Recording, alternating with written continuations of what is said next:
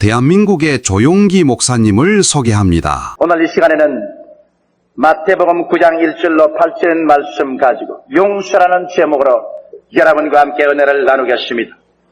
용서란 죄책의 묶음에서 노연함을 받고 죄 면해줌을 받는 것을 의미합니다. 어떠한 한 사람이 자기가 저지른 죄로 말미암아 시시각각으로 자기의 내면적인 세계가 파괴되고 있었습니다. 그는 밥맛을 잃어버렸습니다. 밥숟가락을 들고도 입에 밥을 넣으면 모래알 같았습니다. 그는 잠을 편안히 잘 수가 없습니다. 밤에 꿈에 악몽이 나타납니다. 진땀을 흘리고 소리를 부르짖다가 깹니다. 그는 얼굴에 웃음을 잃어버리고 말았습니다. 친구들이 찾아와도 반갑지가 않습니다. 자식들을 봐도 기쁘지가 않습니다. 그는 무언지 모르게 침울한 먹장 구름이 그의 전 영혼을 짓누른 것 같았습니다. 주야로 죄책으로 말미암아 그의 속사람이 파괴되어가고 있었습니다. 그런 중에 하루는 갑자기 그런 혈압이 높아지기 시작했습니다. 그냥 어떻게 견딜 수 없이 머리가 무겁고 쑤시고 아프고 몸 전체가 괴롭더니 그대로 몽롱하게 쓰러지고 마는 것입니다. 죽었는가 생각했는데 며칠 만에 이식이 회복되어 눈을 떠보니 온 전신이 중풍으로 마비되어 있었습니다. 다행히 생명은 건졌지만은 그러나 온 전신이 마비되어 전신 하나를 움직일 수가 없습니다. 속은 죄책으로 말미암아 썩어져 들어가고 좀먹어 들어가고 육체는 중풍으로 말미암아 이제는 기동이 불편하게 되어버리고 전혀 움직일 수 없게 되어서 인생으로서 최후의 절망의 벽에 부딪혔습니다. 아무도 이 사람을 도와줄 수 없습니다. 내적인 세계도 찢겨지고 외적인 몸 전체도 불구가 되어서 이제는 버림받은 인생으로서 죽음의 날밖에 기다릴 수밖에 없는 처절한 절망 속에 있었습니다. 이러한 절망적인 상황 속에 이 사람에게 놀라운 복된 소식을 전해주는 사람이 있었습니다. 이것은 나사렛 예수께서 그 동리에 찾아오시던 것입니다. 여러분, 등 따숩고 배부른 사람에게는 예수 그리스도의 복음의 메시지가 별로 반갑게 들려올지 않았지 모르지만 이 사람에게는 죽음이냐 삶이냐의 기로에 선 그 사람에게는 예수 그리스도가 그 동리에 찾아왔다는 것은 현재 1호의 기회였습니다. 그래서 그는 신속히 자기의 식구들을 불렀습니다. 말도 잘 분별할 수 없을 정도의 바람인데도 불구하고 자기의 가족들에게 말했습니다. 빨리 가서 친구들을 불러오라고 했습니다. 얼마 있지 않아야 친구들이 자기 주위에 불러 모였습니다. 그저 이 사람은 눈물을 흘리면서 간청을 합니다. 여보게들, 나는 이렇게 해서 죽어가네. 나는 중풍에 걸려서 이제는 사지를 쓰지 못하고 죽어가는데 나사렛 예수에게 날 데려만 주면은 내가 나을 걸세. 나는 그런 믿음이 있네. 그는 죄를 용서하는 분이요, 병을 고치고 귀신을 내어 쫓고 죽은 자를 살리고 그런 사람을 살리려 온 분이네. 나를 좀 데려다 주게. 마지막 죽어가는 사람의 눈물 흘리는 간청을 친구들이 배반할 수 있습니까? 그래서 그들은 들것을 만들어서 그 사람을 눕히고 내 귀를 붙잡고서 예수 그리스도 계신 곳을 찾아갔습니다. 그리스도가 계신 집 앞에 가니 인산인해로 장사진을 치고 있습니다. 성령색색의 앓는 자와 병든 자들이 꽉 들어차있고 또 일반적인 사람들도 그리스도의 말씀을 들으려고 구름대처럼 모여 있는지라 그 사이를 밀고 들어갈 도리가 없습니다. 아무리 애를 써도 밀려 나오고 튕겨쳐 나옵니다. 그래서 어찌할 도리가 없어 비상수단을 쓰지 않으면 안 되겠다고 생각했습니다. 이래서 내 친구는 소닥다리를 놓고서 평평한 지붕 위에 이 환자를 갖다 얹었습니다. 그러고 난 다음 뇌를 가지고 와서 지붕을 뚫기 시작했습니다. 갑자기 지붕이 무너지는 요란스런 소리가 나고 먼지와 티끌이 비와 같이 방 안에 앉은 사람 위에 쏟아집니다. 집주인은 놀라서 눈이 휘둥그레서 고래고래 고함을 쳤지만은 이 지붕을 뚫는 사람들은 거기에 아랑곳 없이 계속 지붕을 뚫습니다. 사람들마다 모두 다 티끌을 피해서 몸을 적깁니다. 얼마 있지 않다가 큰 덩어리가 떨어지면서 구멍이 뚫어지습니다. 그러자 지붕 위에 네 사람이 얼굴을 시뻘겋게 해서 밑을 내려다보고 내 귀에 밧줄을 묶어서 이 중풍병 환자를 예수님 발 앞에 내려놓습니다. 죽느냐 사느냐 이 결단인 것입니다. 이 사생 결단을 하고 주님께 찾아오는 사람은 어떠한 사람도 막을 수가 없는 것입니다. 그래서 이 사람이 예수님의 발 앞에 놓여지자마자 예수님께서는 그 사람을 쳐다보았습니다. 그리스도인은 불꽃같이 그 사람의 중심을 깨뜨려보고 이 사람은 죄책으로 말미암아 죄의 양심의 가책으로 말미암아 서서히 당시의 존재가 좀먹어 들어가고 있는 것을 알았었습니다. 예수님은 사람들을 한번 돌려다보시고 난 다음 장엄한 음성으로 말하십니다. 이 사람아, 서자야, 내가 너희 죄를 용서해 준다. 내 죄사함을 받았느니라. 그러나 예수의 이 말은 파문을 던졌었습니다. 그곳에 모였던 바리새 교인, 사두개 교인, 서기관들, 율법사들은 일시에 손을 들어서 입을 막았습니다. 아니, 감히 저 사람이 누구기에 남의 죄를 용서한다고 하느냐? 자기가 하나님이냐? 하나님 이외에 죄사함을 줄 사람이 없는데 감히 자기가 누구기에 내가 내 죄사함을 받았느냐고 하느냐? 그럴 때 예수님께서는 그들의 인원하는 것을 아시고 즉시로 말하기를 너희들이 왜 마음속에 인원하는가? 인자가 세상에서 죄사하는 권세가 있느니라. 내가 이 사람 보고 내 병이 죄가 용서함 받았다는 말은 값싸다. 누구든지 할 수 있다. 그러나 내가 죄사하는 권세가 있는 줄 알게 하기 위해서 이 사람을 고쳐줄 것이다. 이 사람아, 너는 일어나서 심상을 얻게 걸머쥐고 너희 집으로 돌아가라. 그러자 즉시로 이 사람, 온 사지가 마비되어 움찔 못하는 사람이 그리도의 그 말씀이 떨어지자마자 심상에서 벌떡 일어나서 그 심상을 얻게 걸머치니 사람들이 길을 쫙 비기니까 그런 유유히 걸어서 나갔습니다. 일시에 등골이 오싹한 두려움이 사람들의 온 전신에 전율했습니다. 사람들은 손에 진땀을 쥐고서 그리스도를 쳐다봅니다. 그리고 일시에 하나님께서 이러한 권세를 사람에게 주신 것을 알고 박수를 치고 환호성을 부르짖으셨습니다. 이 한 사람 죄책으로 말미암아 죽어가던 영육간의 깊은 수렁에 빠진 사람이 그 죄의 용서함을 받자 말자 치료의 샘물이 터져나왔습니다. 그래서 넘치는 치료가 일생을 그 사람 변화시켜놓고 말한 것입니다. 오늘 이 시간에 여러분 이 자리에 참석한 사람 중에 치료가 필요 없는 사람은 한 사람도 없을 것입니다. 여러분, 우리 모든 사람들은 다 죄책으로 말미암아 짓눌려 있는 사람들인 것입니다. 먼저 용서의 은총이 임해야만 되는 것입니다. 그러므로 저는 오늘 여러분에게 용서에 관해서 말씀해 드리겠습니다. 첫째로 이 세상에는 용서받은 사람과 용서받지 않는 사람 두 종류로 나누어지는 것입니다.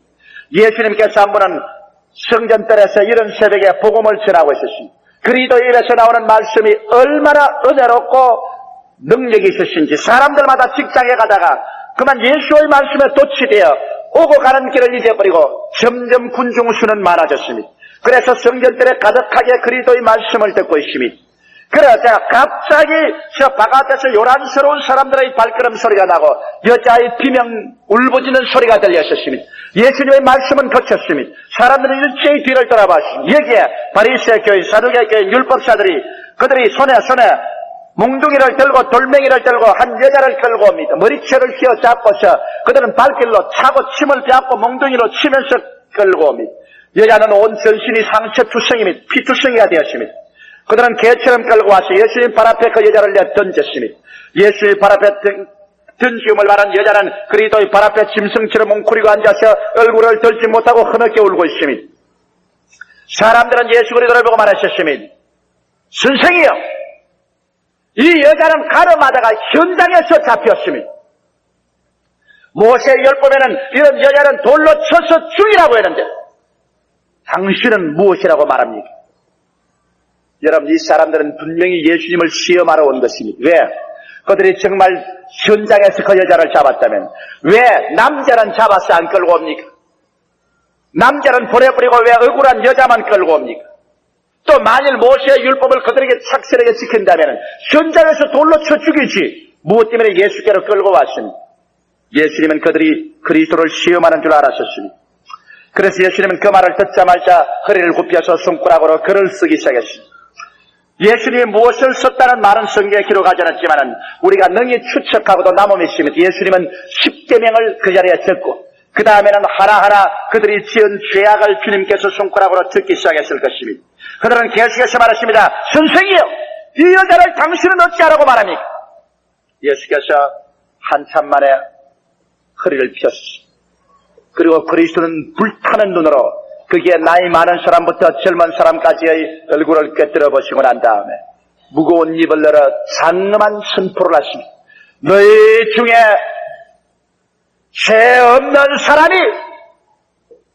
먼저 돌로 들고 이 여자를 쳐라! 청청병력 같은 소리였어요. 사람들마다 간담이 서늘해지십니다. 그리고 예수님이 허리를 굽혀서 손가락으로 또 그러십니다. 예수님의 어깨너머로 그 손가락의 흔적을 보았습니다. 그들이 감추은 죄악이 백일천하에 드러납니다.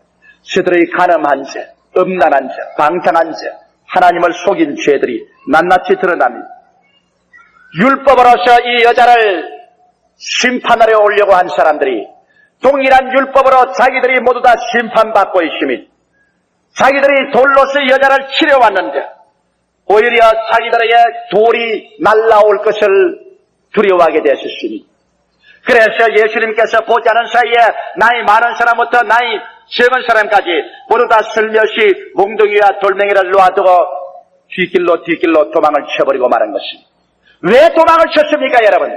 율법으로서 사람을 심판하려고 하는 사람은 똑같은 그 율법으로 자기가 심판을 받을 것입니다. 이러므로 자기들이 율법으로서 여자를 심판하시나 다시 그 율법으로 예수께서 그들을 심판할 때 그들은 예수 앞에 설 수가 없었습니다. 그러므로 그들은 다 도망치고 오직 죄인 여자만 남았었습니다. 예수께서 한참 만에 고개를 들어서 죄인 여자에게 말했습니다. 여자여, 너희를 정죄하는 사람이 있느냐? 여자는 소스라쳐 놀라서 고개를 들어 주위를 살펴보았었습니다. 오직 어지러워진 것은 몽둥이와 돌멩이뿐 사람은 하나도 없습니다. 주여, 나를 정죄하는 자가 아무도 없습니다. 그때 예수께서 나도 너를 용서하고 너를 정죄하지 아니한다. 너는 돌아가서 다시 죄를 짓지 말라. 아마 예수 이 말씀을 들은 이 여자가 그냥 가만히 있겠습니까? 그는 그냥 꾀꾸려서 예수님의 발을 아마 기어 안았을 것입니다. 그리고 통곡을 하고 그러십니다. 주님 고맙습니다. 나의 생명을 구원해 주신 예수님 감사합니다. 나를 용서해 주신 주님 감사합니다. 여기에 오직 하늘과 땅 사이에 용서해 주신 예수 그리스도와 용서받은 죄인 여자 이 두 사람만 남아 그 위에 태양의 밝은 빛이 비쳤습니다. 여러분, 이것은 중대한 것을 하나 보여주고 있지 않습니까? 용서받지 못한 사람들은 다 도망을 쳐버리고 오직 용서받은 죄인만이 예수님의 발 앞에 남아있어서 흐느껴 울며 놀라운 치료의 셈이 그 일생의 속에 터져나와서 그는 변화를 받고 있었더라는 것입니다. 오늘날도 여러분, 이 세상에는 용서받은 사람과 용서받지 못한 사람 두 종류의 사람밖에 없습니다. 우리가 죄인한 사람이 누가 있습니까? 성경은 말씀하시기를 모든 사람이 죄를 범하였으니 하나님의 영광에 이르지 못한다고 말했습니다. 죄를 짓지 않은 의인은 한 사람도 없다고 말했습니다. 여러분, 오늘 이 시간에 돌을 들어서 이웃 사람의 죄를 칠 수 있을 만큼 의로운 사람이 우리 가운데 과연 몇이나 있겠습니까? 스스로 의롭다고 하고 남을 정죄하고 심판하는 사람은 심판의 날에 하나님 앞에 서지 못할 것입니다. 율법으로 남을 심판하는 사람은 동일한 그 율법이 나를 심판할 때 나는 율법 앞에 서지 못하고 도망쳐야 할 것입니다. 오늘날 사람은 여러분, 하나님이 우리를 지옥에 보낸 줄 알지만은 하나님은 아무 사람도 지옥에 보내지 않습니다. 용서받지 못한 사람이 하나님의 율법 앞에서 견딜 수가 없어서 스스로 자기가 하나님 없는 곳으로 피해서 달아가는 것이 지옥인 것입니다. 누가 예수님 앞에 설 수 있고 누가 하나님 앞에 설 수 있습니까? 용서받은 죄인들이 있을 수가 있는 것입니다. 죄를 지었음에도 불구하고 못났음에도 불구하고 버림을 받아야 마땅함에도 불구하고 죄 있는 그대로 못난 그대로 빈손든 그대로 예수 앞에 서게 될 때 수고하고 무거운 짐진 자들아 다 내게로 오라. 내가 너희를 편히 쉬게 하겠다는 예수 그리스도의 그 사랑 앞에 끄꾸러져서 그리스도의 용서를 받을 때 여러분의 속에는 놀라운 치료의 샘물이 터져나와서 인격적인 비뚤어진 것이 치료를 받고 생활의 치료를 받고 새로운 삶의 역사가 일어나는 것을 체험하게 되실 것입니다. 이와 같이 용서받은 사람만이 예수 앞에 설 수 있고 천국은 용서받은 사람들이 올라가서 사는 것이 천국입니다. 스스로 이롭다고 하고 스스로 올바르다고 자부하고 그리스도의 용서를 저버린 사람은 예수 그리스도의 심판대 앞에 서지 못하고 모두 다 도망쳐서 영원한 멸망의 어두운 곳으로 떨어져가고 말 것인 것입니다. 어떠한 사람들은 그리스도 용서에 대해서 이런 비평을 말합니다. 예수님께서는 가늠하다가 현장에 잡힌 여자도 그대로 용서하는 것이니 부도덕을 조장하지 않느냐. 아무리 죄를 지어도 용서한다고 하니까 그러면 죄를 자꾸 지어도 용서해 줄 것이니 이제는 부도덕의 생애를 조장하는 것이 아니냐. 이런 질문하는 사람이 있습니다. 이 사람은 나의 두 번째 이 설교를 들어보면 해결될 것입니다. 용서에는 대가가 따릅니다. 주님께서 우리를 용서해 주었다고 하되 그냥 용서해 준 것이 아닙니다.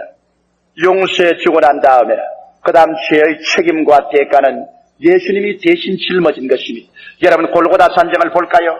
여기 골고다상 풀과 나무 한 폭이 없는 해골같이 생긴 그런 산정에 예수님 중간에 십자가에 매달려 있습니다. 이마에 가시관 쓰고 양손과 양발에 못이 박혀 피와 물을 쏟고 있습니다. 우편에도 살인 강도가 하나 십자가에 못 박혀 있고 좌편에도 강도가 못 박혀 있습니다. 강도들의 대화를 한번 들어볼까요? 누가복음 23장 39절로 43절에 보면 십자가 상의 두 강도의 대화가 기록되어 있는 것입니다. 그 좌편 강도가 예수를 보고 말하셨습니다. 그는 예수를 비방해서 가로되 내가 그리스도가 아니냐? 그렇다면 너와 우리를 구원하라. 그런 이를 갈며 악을 썼습니다. 그럴 때 오른편에 있는 강도가 그 사람을 꾸짖어 가로되 내가 동일한 정죄를 받고서도 하나님을 두려워하려느냐 이놈. 우리는 우리의 행한 일에 상당한 보응을 받은 것이니 이에 당연하거니와 이 사람의 행한 것은 옳지 않은 것이 하나도 없었다. 여러분 강도들의 대화를 보십시오. 강도들조차도 예수 그리스도께서 행한 일은 옳지 않은 것이 하나도 없었다고 말했습니다. 그러면 옳지 않은 것이 하나도 없은 그리스도가 왜 강도처럼 십자가에 못 박혔습니까? 처참한 심판을 받고 있습니다. 그 이유는 예수님이 우리 죄를 용서해 주었기 때문인 것입니다. 죄를 용서해 주면은 우리 죄의 책임과 대가는 자기가 걸머져야 되는 것입니다. 용서받는 사람이 여러분 고난당하는 것이 아니라 용서해 주는 사람이 고난을 당합니다. 그러므로 예수 그리스도 용서라는 것은 값싼 용서가 아닙니다. 이사야는 바로 예수님 오시기 600년 전에 성령으로 말미암아 그리스도가 우리 죄를 용서해 준 연고로 그 책임을 걸머지고 고난당할 것을 예언해서 말하기를 제가 찔리면 우리 허물을 인하며 제가 상하면 우리 죄악을 인함이라. 제가 징계를 받음으로 우리가 평화를 누리고 제가 채찍에 맞음으로 우리가 나음을 입었도다. 우리는 다 어린 양같이 그릇 행하여 각기 제 길로 갔거늘 여호와께서는 우리 무리의 죄악을 저에게 담당시켰더라고 말하고 있습니다. 예수 그리스도는 그 가시관 선 자리에서 피와 물이 쏟아져 나왔어. 그 눈에 피가 가득 고였습니다. 그러나 누구 하나 손수건 내어서 그 눈에 피를 닦아내주는 사람 없었습니다. 양손에서 못이 박혀 흘러내리는 피는 온 가슴팍을 절벽하게 적시고 얼마 전에 허리에 묶은 다우르는 피의 다우르가 되고 말았습니다. 발에서 흐르는 피는 방울방울 바위산을 적셨습니다. 예수님은 하늘과 땅 사이에 매달렸었습니다. 그의 원수들은 고개를 흔들면서 말했습니다. 성전을 헐고 사흘에 짓는 자여 내가 하나님의 아들이거든 그 십자가에서 내려오라고 외칩니다. 원수들은 말합니다. 제가 남을 구원하였으되 자기는 구원하지 못하는도다. 네가 그리스도이거든 거기에서 내려오라. 욕을 하며 침을 빼앗고 머리를 흔듭니다. 그의 사랑하는 제 아들은 다 버리고 떠났었습니다. 하늘과 땅 사이에 매달려 하나님조차 예수 그리스도의 죄악 때문에 고개를 돌려버리고 말았습니다. 천지는 어두워졌습니다. 가장 처절한 고독과 절망 가운데서 그런 몸부림치면서 그런 무서운 고통 속에 외쳤습니다. 옐리 옐리 라마 사막다니 하나님이여 어찌하여 나를 버리시나이까. 왜 예수님이 버림을 받았습니까? 죄 없는 자가 죄를 지은 적이 없는 자가 그렇게도 정결하고 깨끗하신 분이 왜 그런 버림을 받았었습니까? 여러분과 나의 죄를 용서해 준 책임 때문인 것입니다. 죄를 용서해 준 데는 책임을 걸머져야 되는 것입니다. 그래서 예수님은 장세우러 모든 인류의 죄를 용서해 준 그 책임을 걸머지고 그 죄를 갚기 위해서 십자가에 못 박혀 자기의 살을 찢고 몸을 찢고 피를 쏟고 창을 받고 물과 피를 다 쏟고 그 영혼이 지옥에 내려가서 3주야를 고생하고 이래서 모든 것을 청산한 것입니다. 이러므로 오늘날 우리가 예수를 믿고 죄사함 받았다는 것은 값싼 것이 아닙니다. 우리가 구원받았다는 것, 이거 아무나 입 밖에 그저 장난으로 내밀 것이 아닙니다. 여기에는 무서운 대가를 지불한 구원인 것입니다. 무거운 고통과 괴로움을 예수님께서 대신 갚았습니다. 이러므로 오늘 이 시간에 주님께서는 그 못자국난 두 손을 활짝 우리에게 내밀고 말씀합니다. 수고하고 무거운 짐진 자들아, 다 내게로 오라. 내가 너희를 편히 쉬게 하리라. 내가 세상의 것은 의인을 부르러 온 것이 아니라 죄인을 불러 구원하러 왔노라. 건강한 자에게는 의원이 있을 데 없고 병든 자에게라야 쓸 데 아니라 내가 세상의 것은 의인을 부르러 온 것이 아니라 죄인을 불러 구원하러 왔노라. 오늘 예수 그리스도는 여러분 남녀노유 빈부 귀천 여러분의 과거와 현재 어떠한 처지든지 그 사항을 묻지 않습니다. 여러분이 깨어져서 주님 앞에 나와 그 피값으로 값주고 사준 용서를 받아들이기를 원하고 있는 것입니다. 이 용서를 받아들이시면 아멘 하십시오.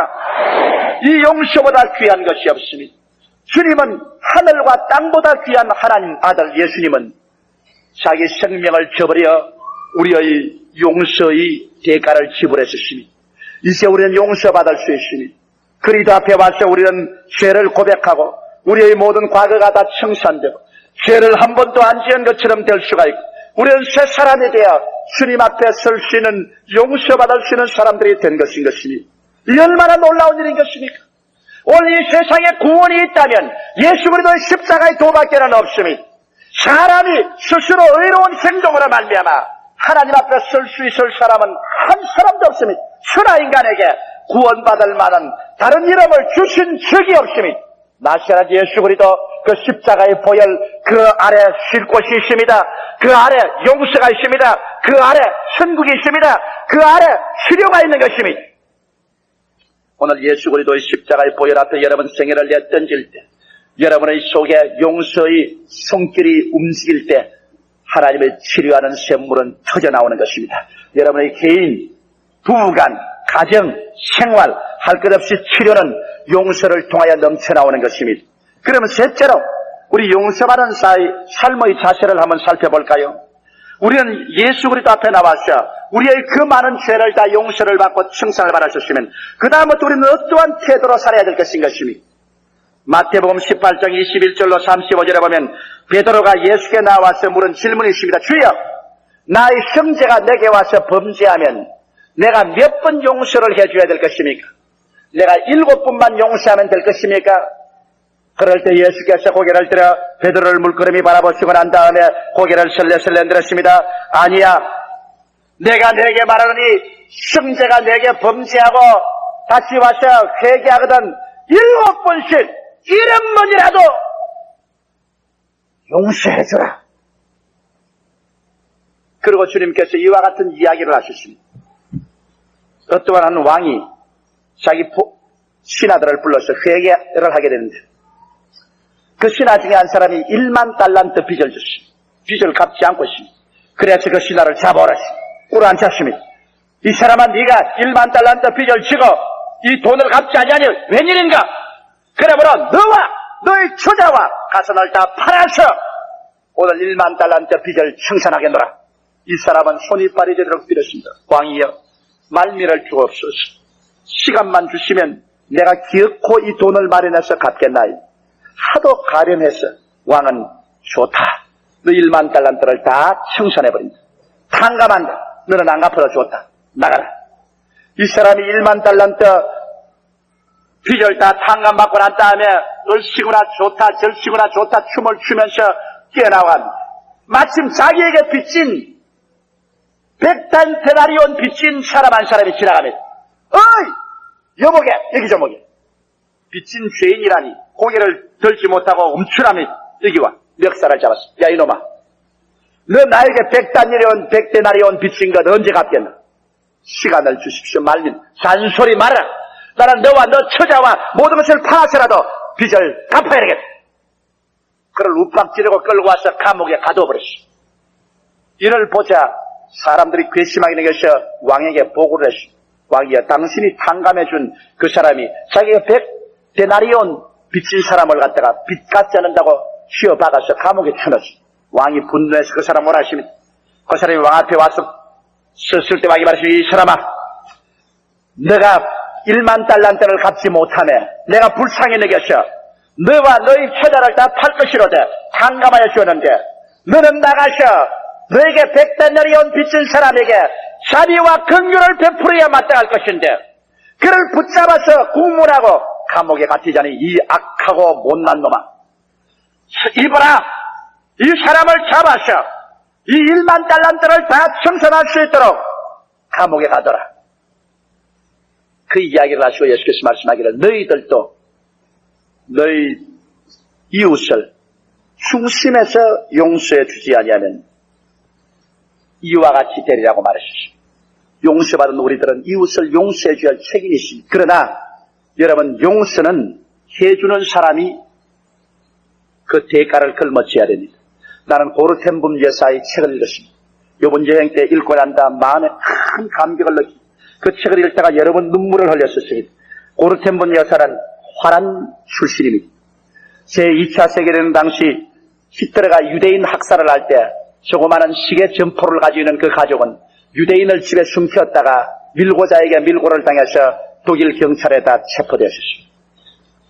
그래서 아버지, 어머니, 그 다음에 남동생, 여자 언니, 자기 온 가족이 다 독일 경찰에 잡혀가지고서 독일의 험정대에 넘겨졌어. 게슈타포에 넘겨졌어. 얼마나 혹심한 고문을 받았던지 며칠 후에 아버지는 세상을 뜨고, 그 다음 어머니도 세상을 뜨고, 또 남동생도 세상을 떴습니다. 그리고 이 골덴붐 여사는 자기 언니와 같이 독일로 압송돼 갔어. 비인간적인 대우를 받고 독일로 압송돼서 그래서 수용소에 갇혔는데 하루에 그 수용소에 600명씩 죽어나갑니다. 그 억울하고 불쌍한 여자들이 온 세계에서 끌려와서 죽어가는 그 자리에서 그런 갖은 모욕과 곤욕을 따당했습니다. 경비병 앞에서 온몸이 전신이 빨가벗기고 온갖 모욕과 고문을 따당했었습니다. 그러면서도 그는 하나님께 기도하고 숨겨 들어간 성경을 가지고서 성경을 공부하고 소망갖기를 계속했었습니다. 그러나 언니는 기어코 영양실조가 되어서 또 그 자리에서 죽고 말았습니다. 나중에 자기 워낙 천우신조로서 그는 도움을 받아서 해방이 되어서 나왔습니다. 나오고 난 다음 그가 고르덴붐 여사가 늘 기도하는 것이 뭐냐면, 하나님, 주님께서 원하시면 나는 땅끝까지 어느 나라에도 가겠습니다만 독일만은 보내지 말아주십시오. 나는 독일 쪽을 바라보기도 싫고 독일만 들으면 몸서리가 칩니다. 내 부모, 형제들이 그 사람 손에 다 잔악하게 학살을 당했습니다. 나는 그 나라 땅에는 가지를 못하겠습니다. 그런데 하루는 기도하는데 하나님 성령께서 고르덴붐 여사에게 말했습니다. 독일로 가거라. 지금 이 땅에서 가장 심울하게 절망에 짓밟힌 민족이 독일 민족이다. 전쟁에 졌다. 가서는 다 잃어버렸다. 수많은 사람이 가족을 잃었다. 거기에다가 또 전쟁을 일으켰다는 그 비극적인 죄책으로 짓눌려서 그들은 갈 바를 모르고 있다. 저들에게 필요한 것은 용서다. 너가 가서 용서의 복음을 전하라. 고르덴붐 여사는 말했으면 나는 못 갑니다. 다른 데 다 가도 독일만은 못 갑니다. 그러나 하나님 말했습니다. 원수를 용서할 수 없는 사람은 나의 용서를 받을 자격이 없다. 나는 십자가에 못 박혀서 나를 찢고 나에게 사형을 가하는 사람들을 위해서 축복해 주었다. 독일로 가라. 그래서 고르덴붐 여사는 독일에 왔습니다. 독일의 강단에 서서 독일 사람에게 외쳤습니다. 하나님은 여러분을 사랑한다. 여러분이 폐진을 하고 비록 전쟁을 일으켜서 처참한 죄악을 저질렀을지라도 하나님은 십자가의 사랑으로 용서한다. 회개하고 돌아라. 많은 사람들이 눈물로 회개하고 하나님께 돌아옵니다. 그때까지는 좋았는데 그가 설교를 마치고 난 다음 막 강당 밑에 내려왔는데 그게 평복을 입고 다가오는 한 남자를 봤을 때 고르덴붐 여사는 소스라쳐 놀랐습니다. 그 남자는 고르덴붐 여사를 모릅니다. 수많은 죄수 여자들 가운데 한 사람이었어요. 나 고르덴붐 여사는 압니다. 그 남자가 자기의 옷을 강제로 내어 벗기고 갖은 모욕을 다하던 그 독일 경비병, 그 사람이 뚜벅뚜벅 평복을 입고서 자기 앞으로 걸어 나서더랍니다. 그러니 하는 말이, 고르덴붐 여사여, 당신 오늘 설교한 것을 듣고 큰 감격을 느꼈습니다. 나도 과거에 나치 병정으로서 그 강제노동 수용소에서 일했던 사람입니다.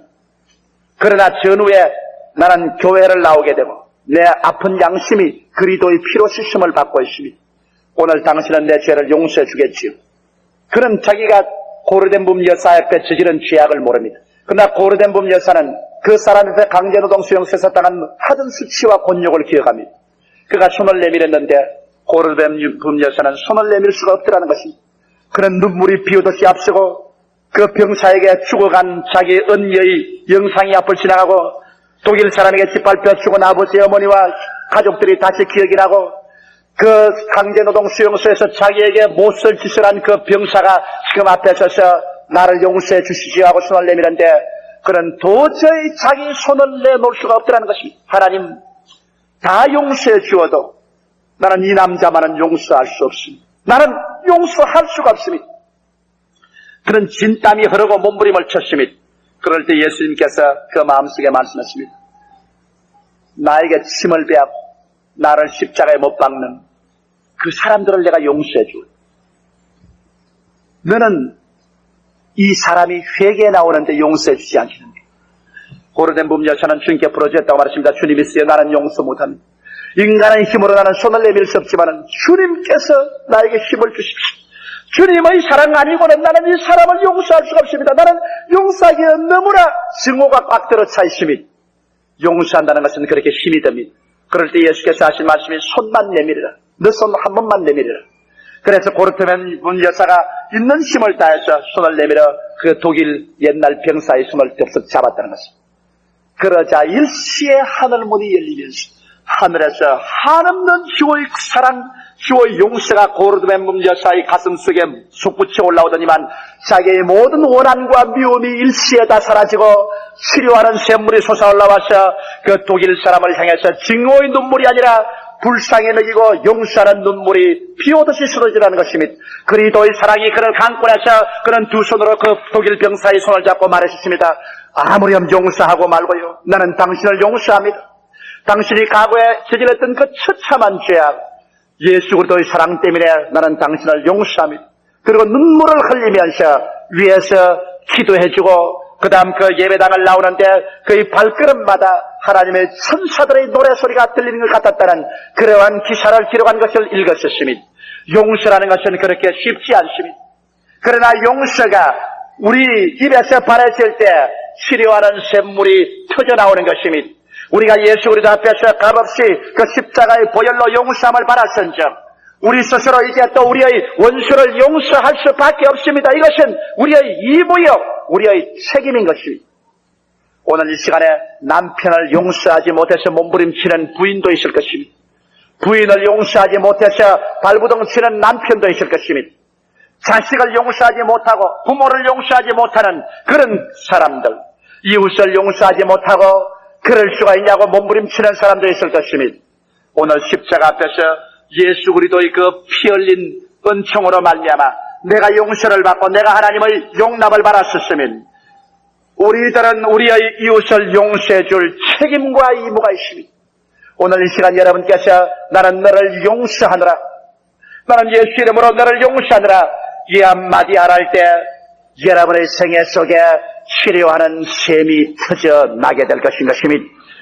그래서 여러분의 생활 전체가 마치 중풍병 들린 사람처럼 움직하지 못하는 것이 새로운 치료의 생기가 임하여서 부부간에, 부모 자식 간에, 가정에, 이웃에 새로운 활기가 일어나고 새로운 치료가 나타나서 오랜 침상을 박차고 일어난 중풍병 환자처럼 여러분은 새 생명을 얻어서 치료를 받아 하나님과 사랑 앞에 일어설 수가 있을 것입니다.